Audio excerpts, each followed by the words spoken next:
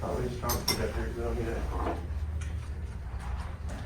Okay, so today's topic is science in the Quran. Now, if you guys came here 2 weeks ago, we had a lecture called Proving the Quran Using Science. So like kind of similar, but what's the difference? Well, 2 weeks ago, when we had Proving the Quran Using Science, who was there for that, by the way? Was anyone here? Robert, okay. Yeah. But basically what we did was that we used the scientific method to build a case for why the Quran is true. But today, we're not doing that. Today, we're looking at examples of science within the Quran. Because if the Quran is from God, hypothetically, then there shouldn't be any contradiction, right? So we know using science that the universe is expanding. If the Quran says it's contracting or something, then that would be a contradiction. So everything which is in the Quran must match what we find in the universe. So today we're going to be going through and seeing, is the Quran consistent when it comes to our observations of the universe? Now before getting into it, I just want to quickly go over, I was going to make this part interactive, but since we're short on time, I'm going to skim through it a little bit. But basically the scientific method, right? It's about taking a hypothesis, taking a theory, taking some sort of inductive generalization and trying to disprove it. If you can't disprove it, that theory holds strong. Now, the Quran actually has a series of challenges within it, and we discussed this 2 weeks ago. For example, the inimitability challenge, where it challenges humanity to try and replicate it. And the Quran was revealed at a time where the Arabic language was pretty much at its apex. And there were many poets in Mecca and Medina who would compete with each other in like making poems and writing stories and telling the most beautiful poetry. And no one at the time was able to replicate the form of the Quran. And no one until today has been able to do it either. And the Quran is very confident about this. It says, if you speak the truth, bring something like it. Produce just one chapter like it, and you beat the Quran. And so far, no one has been able to do so. Another one would be the contradictions challenge, which the Quran says that if it had been from other than God, you would have found in it many contradictions. If you find a contradiction in the Quran, you have defeated the Quran. And finally, we have the preservation challenge, which basically states that the Quran will be preserved throughout all of time, and it won't be tampered with or altered. And if you look at throughout the world today, I think around like 10 million Muslims have memorized the entire thing. If you were to destroy every single Quran, we would be able to replicate it using only our memory.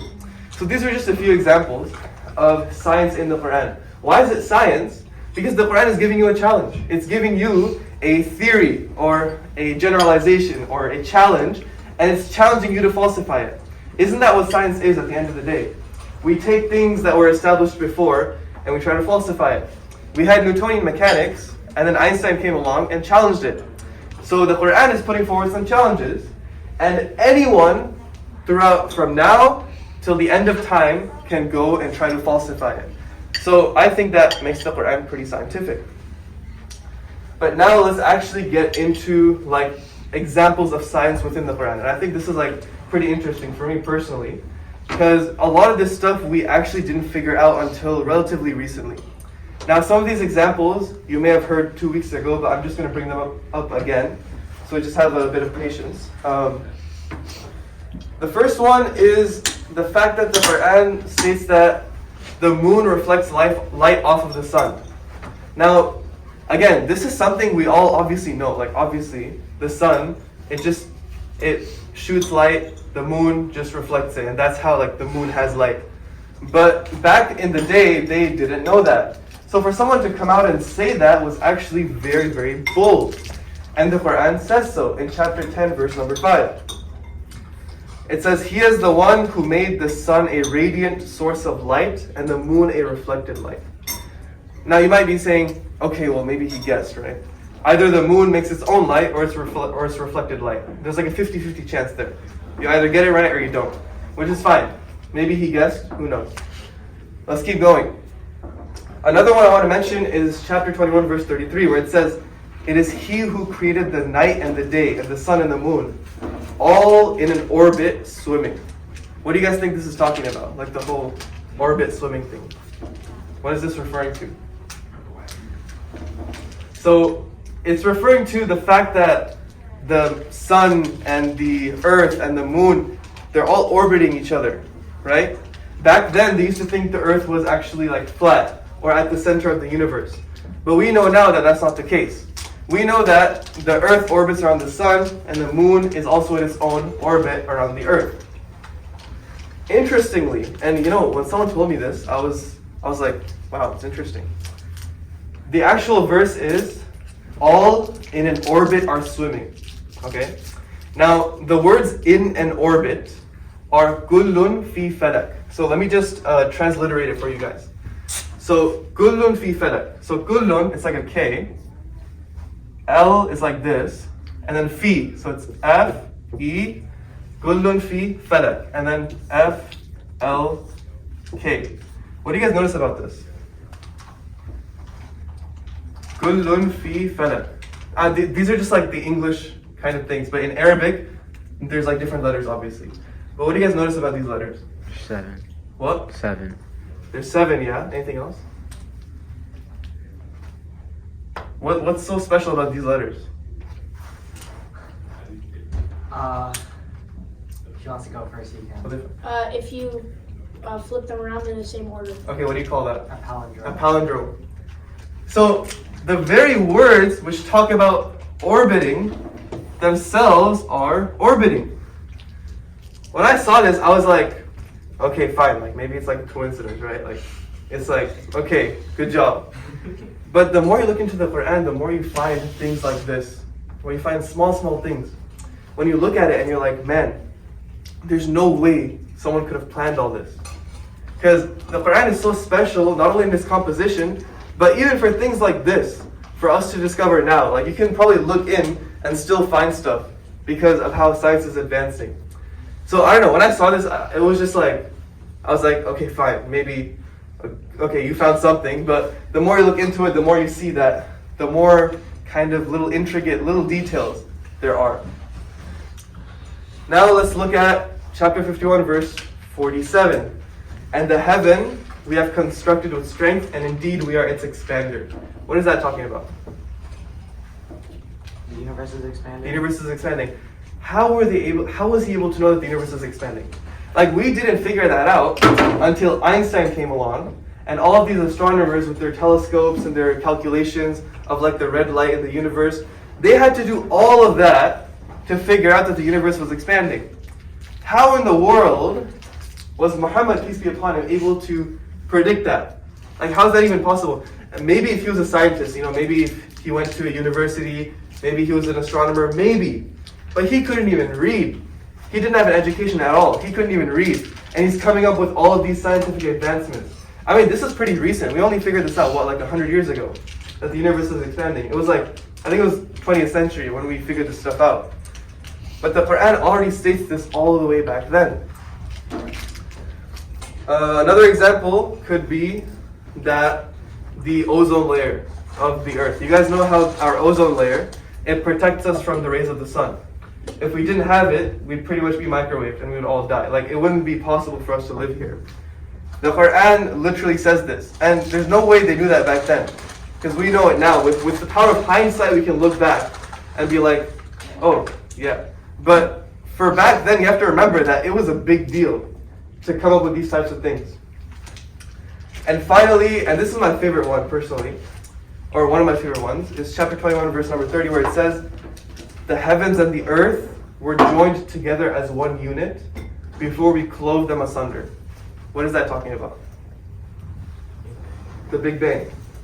Now the Big Bang, okay, that theory only came about relatively recently, maybe 80-ish years ago, something like that.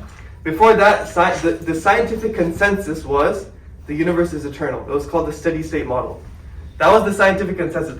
Anyone with a brain knew that the universe was eternal. So how was he able to figure out this idea of the Big Bang? That the universe had a beginning, that the universe is expanding. I mean, these are all ideas that we figured out with modern technology, with physics, with Einstein, with these geniuses. And somehow back then, he was able to predict all this. To me, it seems very, very far-fetched to say that this was just by chance, because I don't think it was by chance. Now, there's something very interesting about the shape of the earth, right? Because the Quran, it doesn't just come out and say the earth is round. It does this thing where it like hints toward it. And I'll explain why it does that in a second. But first, let's see how it does it. I wish I had the slides you guys could see, but I'm just going to read it out. So like verse 31, verse 29 says, "It is Allah who merges the night into the day and merges the day into the night." Now merging is a very slow and gradual process. It doesn't just happen. It's not like a light switch, right? It would only be possible if the earth was round and it was slowly like orbiting. And it also says that it is Allah who overlaps the night into the day and overlaps the day into the night. Now, the Arabic word here for overlap is like similar to like wrapping a turban. We don't have any Sikhs here, but they can probably tell you, like, when you're wrapping a turban around your head, like, you have to do it like a circular motion. So when the Quran says that the night overlaps or kind of wraps around into the day, that would only be possible if the earth was not flat, if it was a sphere. And finally, and this one might seem tricky at first, it says, "We have made the earth as an expanse." What does that have to do? Like, the earth could be flat, right?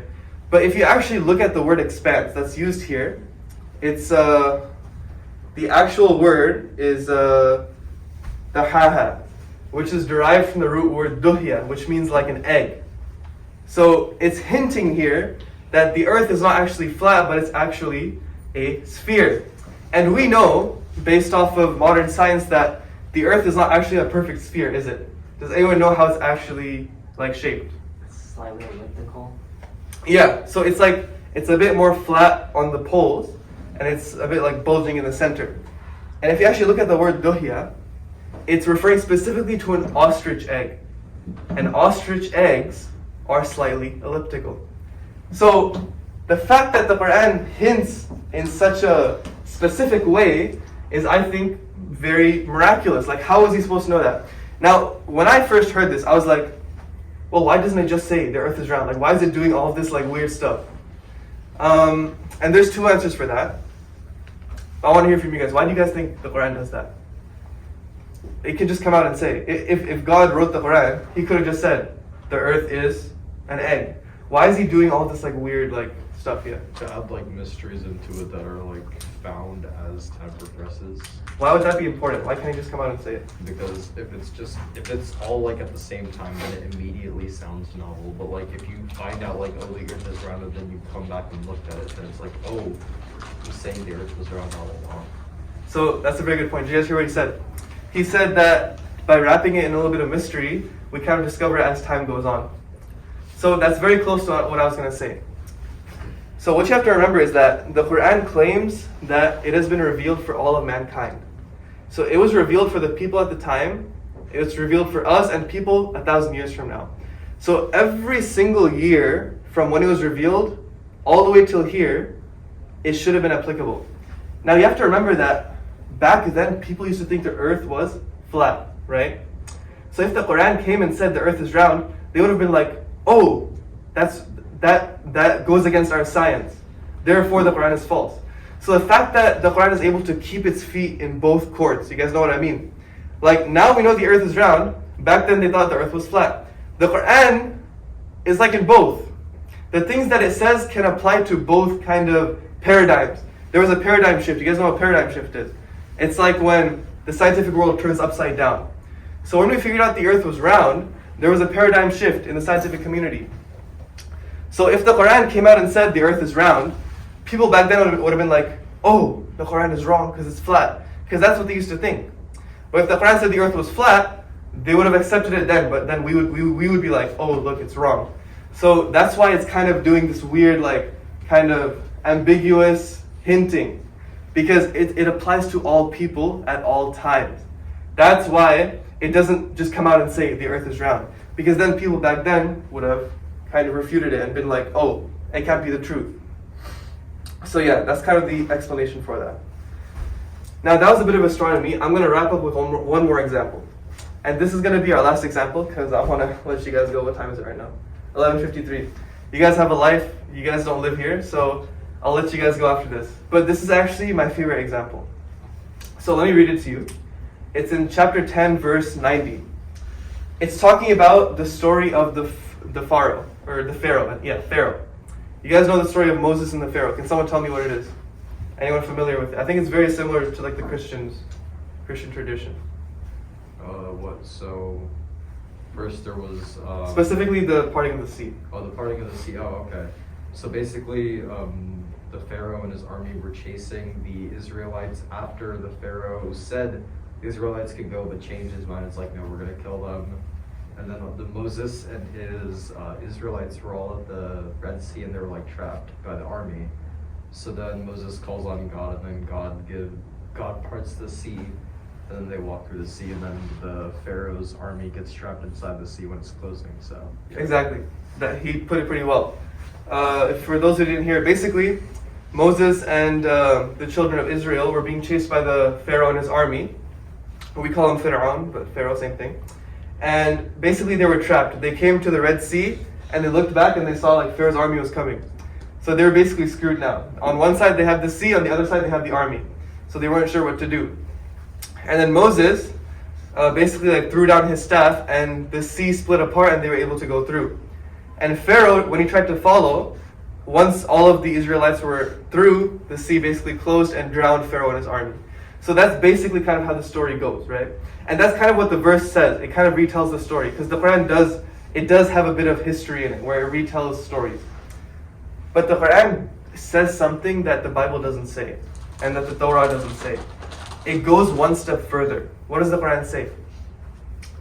Well, it says, "Today we will preserve your body so that you can be a sign for people who come after you. Surely many people are heedless of our signs." Let me read that again. It's talking to Pharaoh, basically saying, "Today we will preserve your body so that you can be a sign for people who come after you.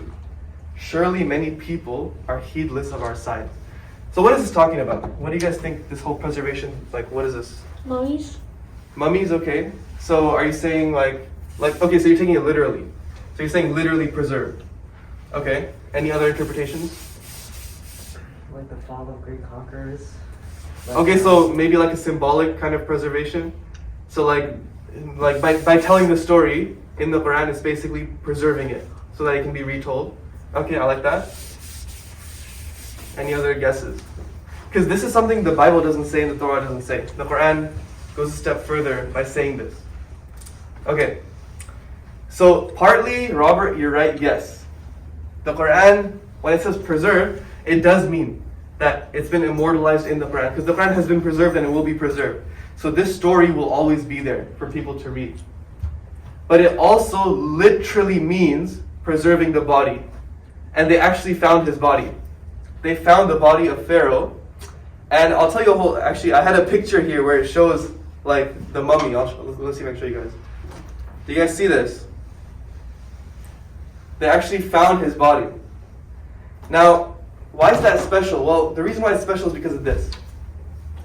And it revolves around a guy named Dr. Morris Bucale, I think. I'll just call him Morris. I don't know how to say his last name, okay? So I'm going to tell you the story of Dr. Morris. Dr. Morris, he was born a Christian, and he was raised a Christian. After high school, he went into college, and he basically went through his education, and eventually he became the best kind of expert in all of France. He was the most renowned expert in like studying bodies and like, you know, med school and all that. I'm not sure what the actual field is called, maybe there's like different ones, but he was basically like the top most student. He was like known all through France.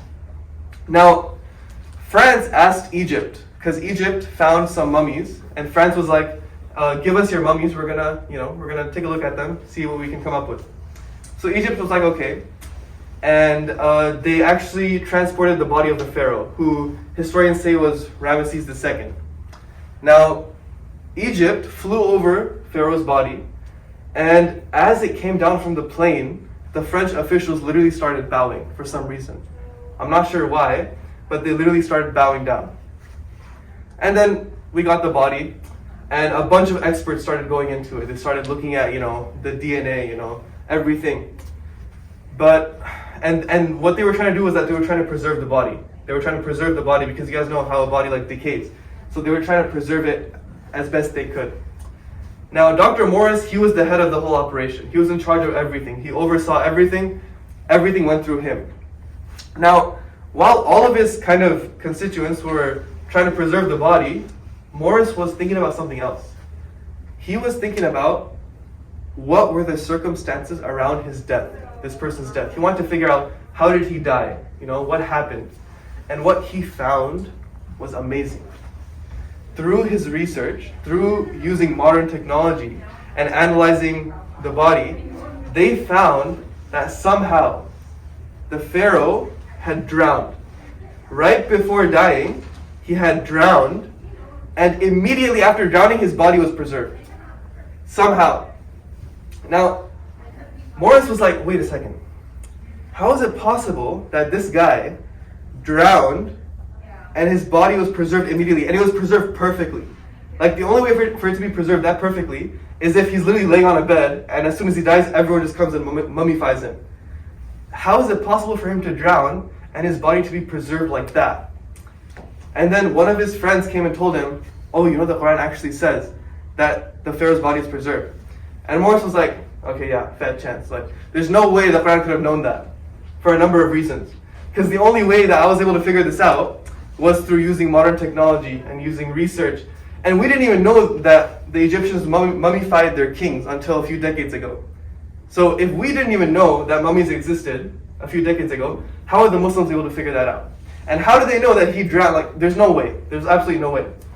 So he sat there that night, and he was just looking at the body, and he was thinking to himself, how is it possible that Muhammad, peace be upon him, I'm saying peace be upon him, he didn't say that.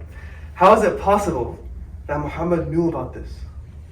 Like, because in his brain, like, this guy is like the biggest scientist in all of France, maybe even the world. And he's sitting there, and he's looking at this, and he's like, there's absolutely no way someone could have figured this out.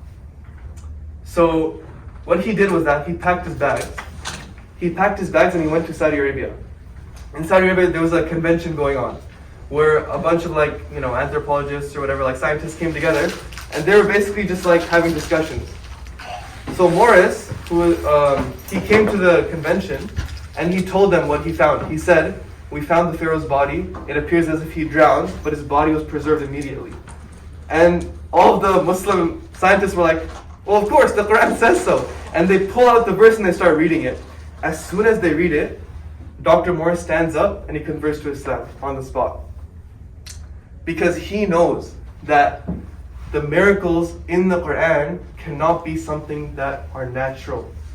They cannot be something that were predicted. There is no way that Muhammad could have predicted all of these things to such an accurate point. And that in that moment it clicked in his mind and he became a Muslim. And what he did was that he actually spent the next 10 years researching science in the Quran. And he wrote like a big book called The Bible, the Quran, and Science. And it was like a bestseller. It's been converted into different languages.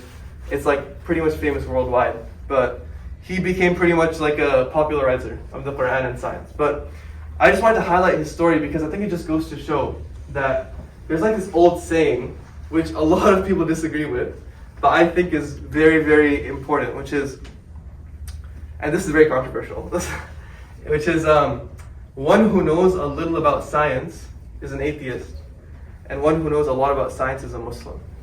And every single one of you will probably disagree with that, I'm pretty sure. But I think this story just goes to show how true that is.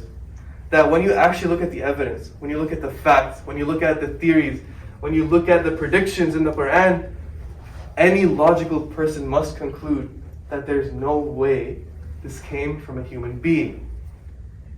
And I think this serves as a great evidence, and even a modern evidence actually, for why the Quran is true. And I urge you all to at least consider it, or look into it, or ask me any questions if you guys have any about this.